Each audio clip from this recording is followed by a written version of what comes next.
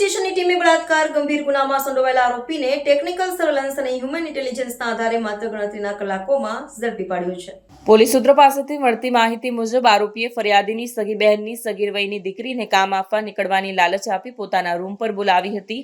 17 જૂનના રોજ સવારે 10 થી બપોરે 3 વાગ્યાની વચ્ચે આરોપીએ રૂમનો દરવાજો અંદરથી બંધ કરી સગીરાની ઈચ્છા વિરુદ્ધ જબરજસ્તી તેના પર બળાત્કાર ગુજાર્યો હતો અને ત્યારબાદ નાસી છૂટ્યો હતો. આ અંગે મળેલી ફરિયાદના આધારે ઉધના પોલીસ સ્ટેશનમાં ભારતીય ન્યાય સંહિતાની કલમ હેઠળ ગુનો નોંધવામાં આવ્યો હતો.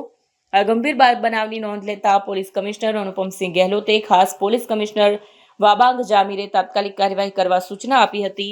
ઉચ્ચ અધિકારીઓની સૂચના મળતા જ પોલીસ ઇન્સ્પેક્ટર S.N. દેસાઈ અને surveillance police sub inspector M.K. ઈશરાણીના નેતૃત્વમાં હેડ કોન્સ્ટેબલ સન્મુખભાઈ રણછોડભાઈ, હેડ કોન્સ્ટેબલ જિગ્નેશકુમાર અંબાલાલ અને પોલીસ કોન્સ્ટેબલ બીનુકુમાર મુન્નાભાઈ દ્વારા ટેકનિકલ સર્વેલન્સ તથા હ્યુમન ઇન્ટેલિજન્સના આધારે આરોપીને ઝડપી પાડવામાં આવ્યો.